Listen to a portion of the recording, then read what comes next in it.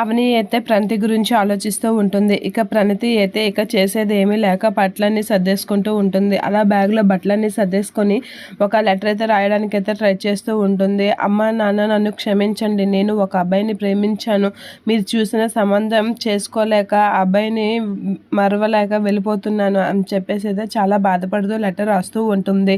అలా లెటర్ రాసి బట్టలు అవన్నీ అయితే సర్దుకుంటూ ఉంటుంది ప్రణతి. ఇక అవని అయితే ప్రణతి రేపు నేను పెళ్ళికి వస్తాను కదా, అప్పుడు నీ బాధ ఏంటో అర్థం చేసుకొని నీకు సాయం చేస్తాను అని అవని అయితే మనసులో అనుకుంటూ ఉంటుంది.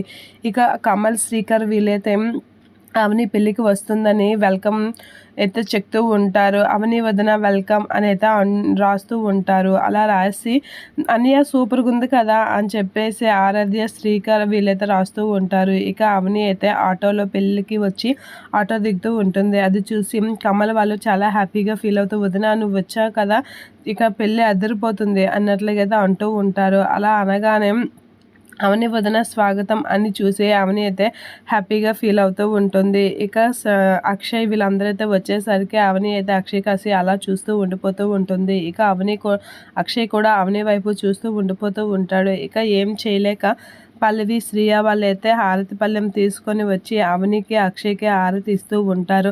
అది చూసి అవని అయితే వాళ్ళకాసి చూస్తూ ఉండిపోతూ ఉంటుంది. ఇక శ్రీయ అయితే ఏం చేయలేక తప్పక హారతి ఇస్తూ ఉంటుంది ముఖం పడేసుకొని. ఇక పార్వతి కూడా అలానే ముఖం ఇచ్చేసుకొని అలా చూస్తూ ఉంటుంది అవని వైపు. ఇక పల్లవి వీళ్ళందరూ అయితే చిరాకుతో రగిలిపోతూ ఉంటారు. ఇక అవని అయితే లోపలికి వస్తూ ఉంటుంది.